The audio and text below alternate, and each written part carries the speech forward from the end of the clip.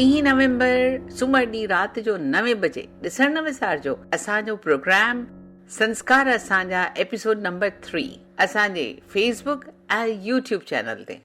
भावेश जंहिंजो सदाई पेट ख़राब हूंदो हो Bob Uncle from America's coming.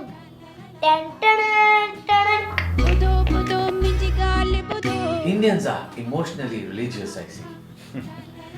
Religion त ख़ैर पंहिंजी सोच ऐं सम्झ आहे ऐं इमोशनल त जानवर थींदा आहिनि। सवाल जो जवाब ॾियो, सोचे सम्झी जवाब ॾियो। छा तोखे सिंधी बिल्कुलु कान ईंदी आहे? टुटल ॻाल्हाईंदो आहियां। Bob Uncle टुटल सिंधी।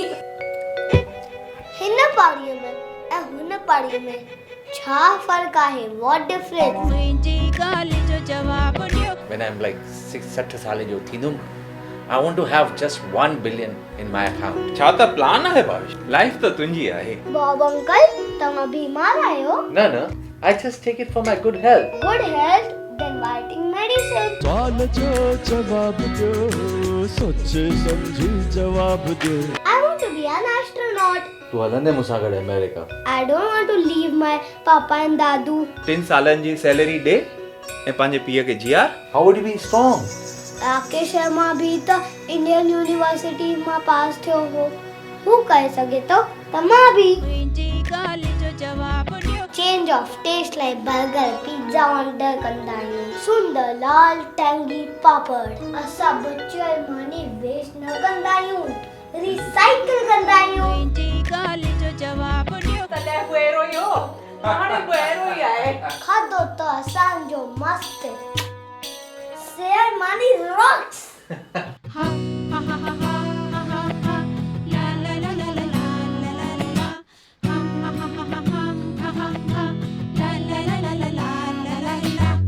ॿुधो मुंहिंजी ॻाल्हि ॿुधो, मुंहिंजी ॻाल्हि जो जवाब ॾियो। हो ॿुधो मुंहिंजी ॻाल्हि ॿुधो, मुंहिंजी ॻाल्हि जो जवाब ॾियो।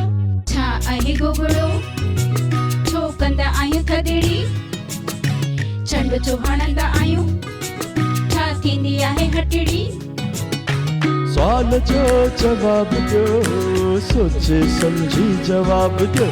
सवाल जो जवाब ॾियो, सोचे सम्झी जवाब ॾियो।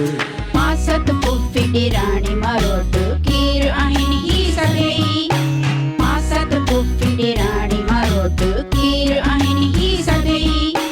रिश्ता नाता ॾिण ऐं वार सम्झी कीअं सघंदा ही ॿार, सम्झी कीअं सघंदा ही ॿार।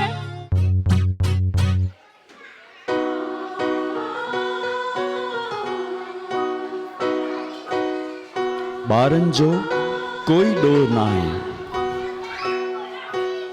हिते वॾनि जो ध्यानु ई न आहे।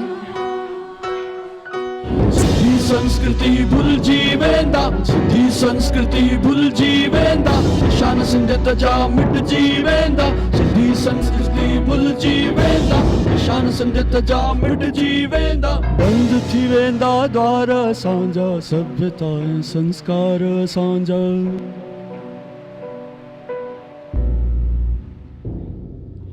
हा हा हा हा हा हा हा ला ला ला ला ला ला ला हा हा हा हा हा हा हा ला ला ला ला ला ला ला। ॿुधो मुंहिंजी ॻाल्हि ॿुधो, मुंहिंजी ॻाल्हि जो जवाब ॾियो।